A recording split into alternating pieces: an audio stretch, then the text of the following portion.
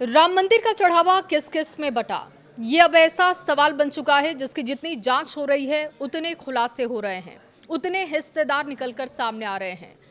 भगवान का पैसा चुराकर कई लोग अपना घर बना रहे थे, कई अपनी जमीन बना रहे थे, तो कईयों ने तो भगवान का पैसा अपनी गर्लफ्रेंड को खुश करने में लगा दिया। चढ़ावा चोरी पर यह खुलासा आपको परेशान करेगा, आपको गुस्सा दिलाएगा।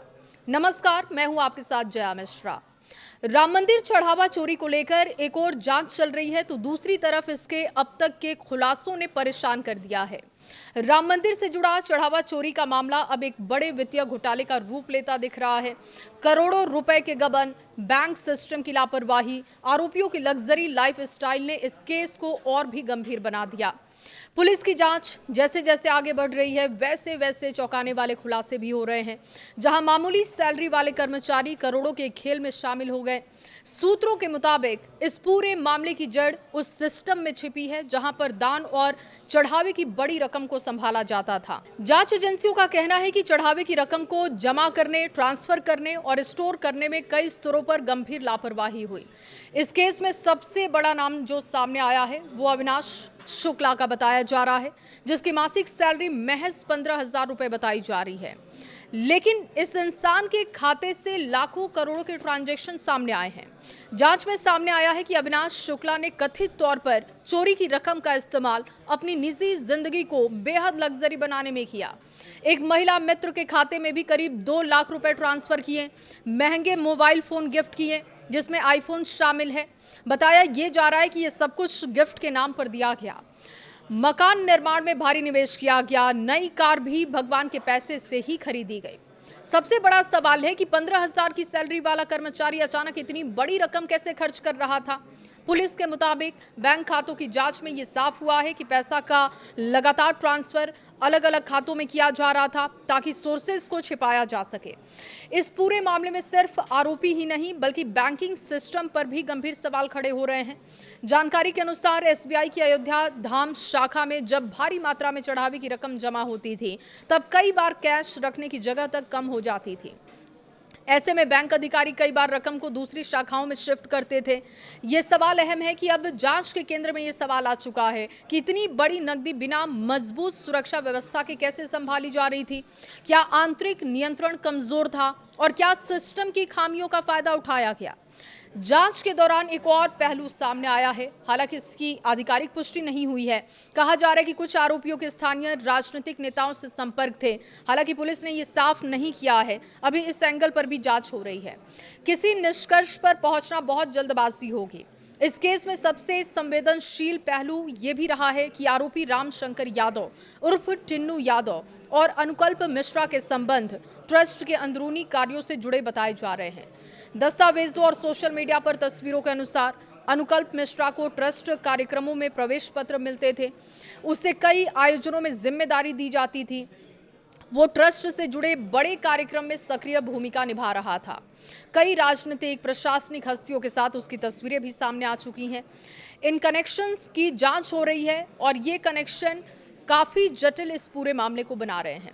शुरुआत में इस मामले में टिन्नू यादव को मुख्य आरोपी माना जा रहा था, लेकिन अब जांच एजेंसियां अनुकल्प मिश्रा को भी मास्टरमाइंड की श्रेणी में रखकर इस पूरे मामले की जांच कर रही है। पुलिस का कहना है कि दोनों की भूमिका अलग अलग स्तर पर हो सकती है, लेकिन पैसों के ट्रांजैक्शन और नेटवर्किंग की एक संगठित सिस्टम की झलक इसमें दिखाई देती है। इस केस में अब तक की सबसे बड़ी बरामदगी अविनाश शुक्ला के घर से हुई है। क्या क्या मिला है ये भी जान लीजिए। 20,39,000 रुपए मिले हैं, 1,121 अमेरिकी डॉलर पाए गए, 11 ग्राम सोना मिला है, 375 ग्राम चांदी के जेवर मिले हैं, ब्रेजा कार बरामद की गई है और इसके अलावा पुलिस को एक योग केंद्र से राम राज्य कोष नाम का दान पात्र भी मिला है, जिसमें पेटीएम क्यूआर कोड भी लगा हुआ है। जांच में यह भी सामने आया है कि अविनाश शुक्ला पिछले कई सालों से एक योग केंद्र चला रहा था, वहीं से कथित रूप से ये पूरा नेटवर्क संचालित हो रहा था। पुलिस को शक है कि यह सिर्फ एक व्यक्ति का मामला नहीं है बल्कि एक बड़े नेटवर्क का हिस्सा हो सकता है जिसमें कई लोग अलग अलग भूमिकाओं में शामिल थे। अब पुलिस की जांच 3 बड़े फोकस पर आ गई है। पैसा कहां कहां गया, किसने किसे ट्रांसफर किया, और किस स्तर पर सिस्टम की चूक सामने आई है। सभी आरोपियों के बैंक खातों के साथ साथ उनके परिजनों के खातों की भी जांच हो रही है। राम मंदिर चढ़ावा चोरी का ये मामला अब सिर्फ एक आर्थिक घोटाला नहीं है, बल्कि इसमें सिस्टम, भरोसा और संस्थागत सुरक्षा तीनों पर सवाल खड़े हो चुके हैं। राम मंदिर चढ़ावा चोरी में अब तक 8 कर्मचारियों की गिरफ्तारी भी हो चुकी है, लेकिन अब एक बड़ा सवाल उठ रहा है कि क्या सिर्फ कर्मचारियों की जिम्मेदारी है या फिर श्री राम जन्मभूमि तीर्थ क्षेत्र ट्रस्ट के ट्रस्टियों की जवाबदेही बनती है। श्री राम जन्मभूमि तीर्थ क्षेत्र ट्रस्ट में कुल 15 सदस्य हैं। इनमें स्थायी सदस्य हैं, नामित सदस्य, कुछ एक्स ऑफिशियो सदस्य भी शामिल हैं। सभी सदस्यों के मतदान अधिकार समान नहीं है। ट्रस्ट का गठन राम मंदिर निर्माण, दान प्रबंधन, मंदिर के संचालन के लिए किया गया था और इसीलिए किसी भी पदाधिकारी के हटने या इस्तीफा देने का असर केवल प्रशासनिक नहीं बल्कि संस्थागत व्यवस्था पर भी पड़ता है। अनिल मिश्रा और महासचिव चंपत राय इस्तीफा दे चुके हैं, लेकिन 6 जुलाई यानी कि आज जो बैठक होने जा रही है उसमें ये दोनों शामिल होंगे, जो सबसे दिलचस्प कड़ी है। अब सवाल कि अगर इस्तीफा हो चुका है तो फिर बैठक में ये दोनों कैसे शामिल हो रहे हैं। चंपत राय और ट्रस्टी अनिल मिश्रा ने अपने इस्तीफे को नैतिक तौर पर बताया है, नैतिक आधार पर इसको सौंपा गया है। ट्रस्ट की ओर से जारी आधिकारिक जो प्रेस विज्ञप्ति है उसमें कहा गया कि इस्तीफे प्राप्त हो चुके हैं और उन पर अगली बैठक में विचार कर अंतिम फैसला इस पर होगा, यानी कि आज की बैठक में इस पर फैसला हो सकता है। इसका अर्थ यह है कि इस्तीफा देने और उसके प्रभावी होने के बीच में ट्रस्ट की औपचारिक प्रक्रियाएं पूरी होना आवश्यक है। अब ऐसे में जानना आपके लिए जरूरी है कि यह ट्रस्ट कैसे काम करता है, डीड के नियम क्या हैं। इंडियन ट्रस्ट एक्ट 1882 की धारा 46 के अनुसार कोई ट्रस्टी एक बार जिम्मेदारी स्वीकार करने के बाद सामान्य परिस्थितियों में तुरंत पद नहीं छोड़ सकता है। इस्तीफा देने के लिए कुछ कानूनी विकल्प निर्धारित हैं। पहला, यदि ट्रस्ट डीड में इसके लिए विशेष प्रावधान हो। दूसरा, सभी लाभार्थियों की सहमति मिले। सार्वजनिक ट्रस्ट में एक व्यवहारिक रूप से संभव ये नहीं होता है क्योंकि लाभार्थी आम जनता नहीं होती। तीसरा, संबंधित सिविल कोर्ट की अनुमति प्राप्त की जाए। अदालत आमतौर पर तभी इस्तीफे को स्वीकार करने की अनुमति देती है जब ट्रस्टी पर अनुचित बोझ हो, उसके हटने से ट्रस्ट के कामकाज पर कोई असर ना हो। इसी कानून की धारा 73 और 74 नए ट्रस्टी की नियुक्ति से भी जुड़ी हुई बताई जाती है ताकि ट्रस्ट का संचालन बाधित ना हो। देखिए, हालिया घटनाओं के आधार पर ट्रस्ट में इस्तीफे की एक व्यवहारिक प्रक्रिया भी सामने आती है। सबसे पहले संबंधित ट्रस्टी अपना लिखित इस्तीफा अध्यक्ष, महासचिव ट्रस्ट के समक्ष प्रस्तुत करते हैं और इसके बाद ट्रस्ट उस पत्र को रिकॉर्ड में लेता है।